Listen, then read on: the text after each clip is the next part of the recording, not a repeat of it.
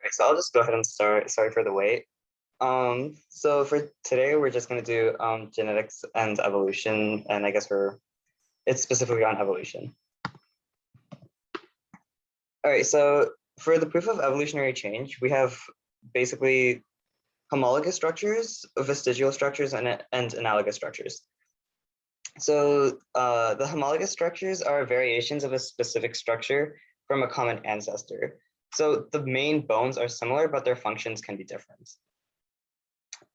Vestigial structures are remnants of certain features in an ancestor, such as leg bones of snakes. So like snakes obviously don't have any actually legs because they just slither, but they still have the bones. So we know that there was some sort of connection with other organisms which did have legs. And then there are analogous structures. And these are features with similar functions, but different ancestry due to convergent evolution. So like wings or fins. And biogeography is just a geographic distribution of species. Okay, so genetic drift is a change in allele frequency due to some random sampling. The two main types of genetic drift are the founder effect and bottleneck effect. The founder effect is when few individuals from a large population establish another population elsewhere. So it's basically like when a small group of organisms from a large group end up going to another location and then starting their own population type thing there. The bottleneck effect is when an event greatly reduces a population size through only random chance. So if you had some sort of like forest fire or like an earthquake or tsunami, usually like some sort of natural disaster, resulting in some organisms to just die randomly, not some, but like a significant amount, then we would consider that the bottleneck effect. And the effects of genetic drift is it's going to be significant in smaller populations. Under or overrepresentation has a greater impact when population sizes are smaller, obviously. They can also cause allele frequencies to change randomly. This behavior is very different from natural selection, where organisms more suited for their environment will survive. So basically in natural selection, the organisms which are like best fit will just live and produce more offspring. Whereas in genetic drift, it's just completely random. And then 3, it can lead to a loss of genetic variation in a population because again, it's random. And if you're reducing the population size, some qualities will just be gone because those organisms will die without getting a chance to reproduce. Finally, this can cause harmful alleles to become fixed. This basically means that like alleles which are not really suited for this environment may end up becoming more present in a population just because they were the ones that survived that random event.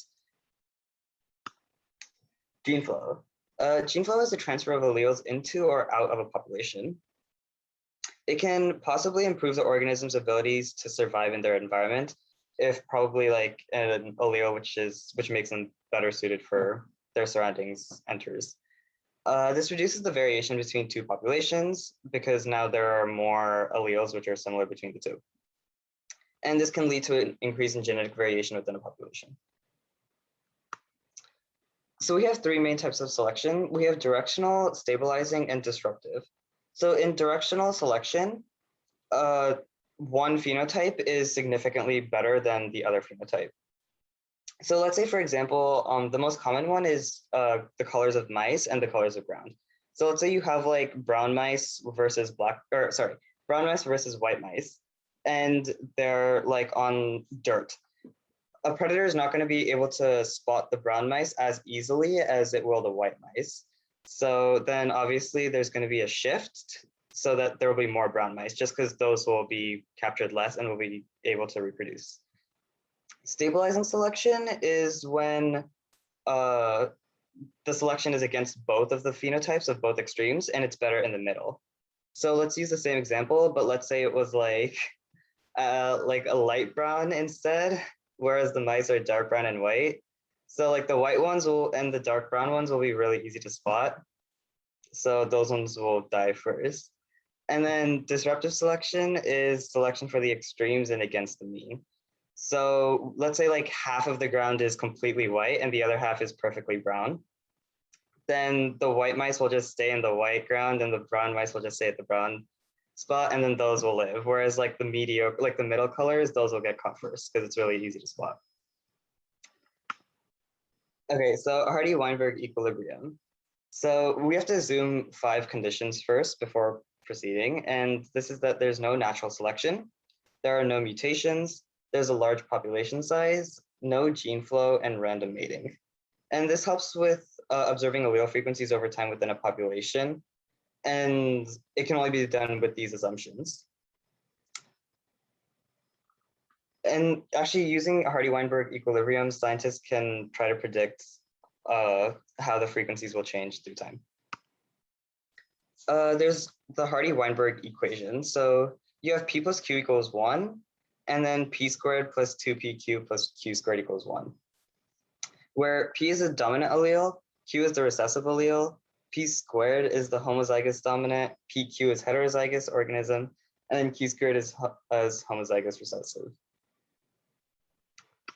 Okay, right here is just like a Hardy-Weinberg practice question, which I guess we can just skip for now, but if you want, you can like look at the question and I'll put up the answers after the class or whatever. All right, next is sexual selection.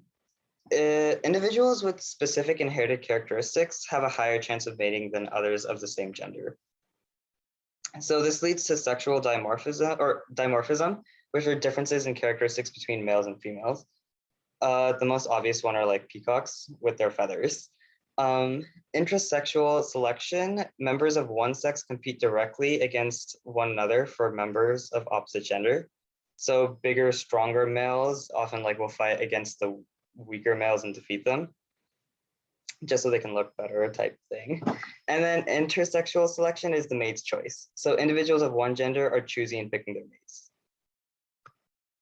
So this is a selection or a comic I found online on sexual selection.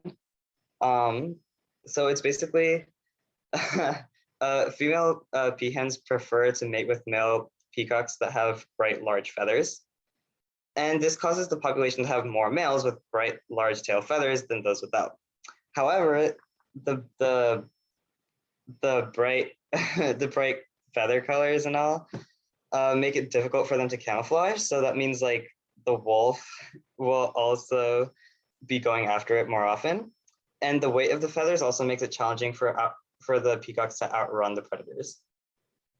And even though their tail feathers are disadvantageous to their survival, these traits still persist in the peacock populations because the female peahens still prefer those over the males, which have, you know, not as colorful or big feathers.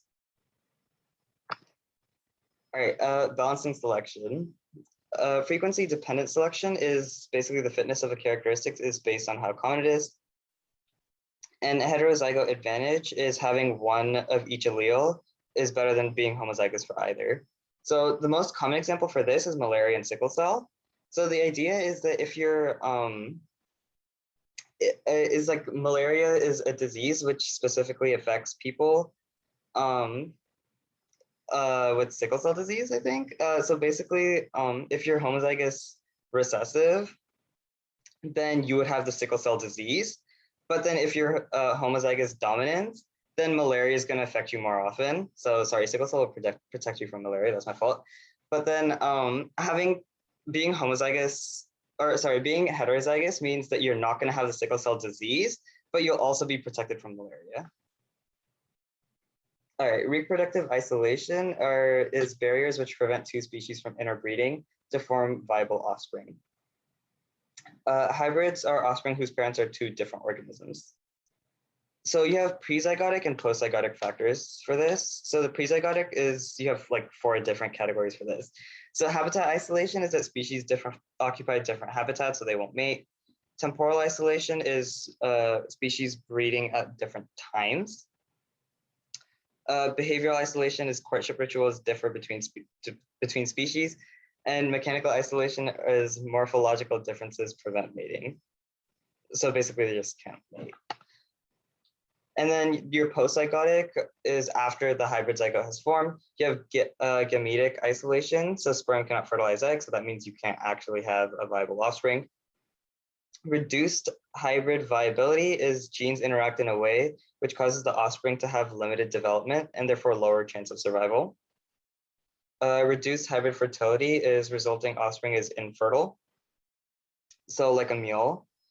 And then hybrid breakdown is the resulting offspring is fertile and viable, but the following offspring is infertile. So types of speciation. Speciation is just the creation of a new species. You have allopatric and sympatric speciation.